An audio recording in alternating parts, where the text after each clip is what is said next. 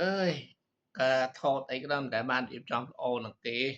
ខ្ញុំនិយាយមកគឺគេរៀបចំខំៗៗៗឲ្យខ្ញុំវិញកែរៀបបានរៀបចំអីគេទេលោកអើយនឹកឃើញនិយាយនឹកគឺថតចូលទៅមកnữa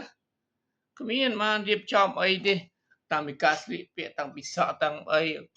អើយធ្វើម៉េចយើងគ្មានអ្នករៀបចំគ្មានអីគេពេលធម្មតានឹកឃើញអីនិយាយហ្នឹងអើយអត់ឃើញមានខ្វល់ពីទីកន្លែងមានខ្វល់ពីកន្លែងណាដែលដែលមានហ្នឹងទេអត់ខ្វល់សោះឲ្យតែបានឲ្យតែចង់ថតគឺថតយកគ្មានអើយធ្វើម៉េចជីវិតយើងរៀបចំខ្លួនឯងថតខ្លួនឯងអីខ្លួនឯងច្បាស់មើលតាមកាមេរ៉ាទូរស័ព្ទផងចិនផងអីចេះថតទៅឲ្យតែមានសកម្មភាពឲ្យគេនឹកឃើញនេះមុខនៅក្នុង Facebook ដែរមុខនៅក្នុងអនឡាញដែរនេះឲ្យបើឡប់នឹងបង្ខែអើយដល់ថ្នាក់អ្នកខ្លះគេនិយាយថាអ្នកខ្លះសិតតែ idol រោ model ប៉ុន្តែកុំទៅមើលមុខអារោ model ហ្នឹង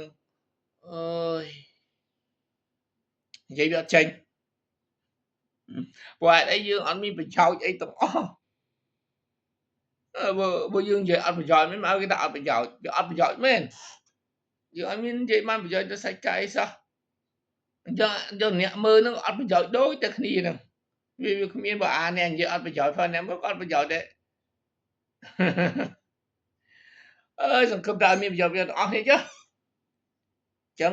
អ្នកមើលនឹងក៏អត់ប្រយោជន៍អាអ្នកនិយាយនឹងវាអត់ប្រយោជន៍ព្រោះអាអ្នកនិយាយវាអត់ប្រយោជន៍ទៅហើយអាអ្នកមើលក៏អត់ប្រយោជន៍និយាយចុះនិយាយឡើងនៅវល់តែអត់ប្រយោជន៍មានប្រយោជន៍អត់ប្រយោជន៍មានប្រយោជន៍មែនជាងអត់ប្រយោជន៍យើងរកអ្នកអត់ប្រយោជន៍គ្នាអូខេយើងជួយមើលផង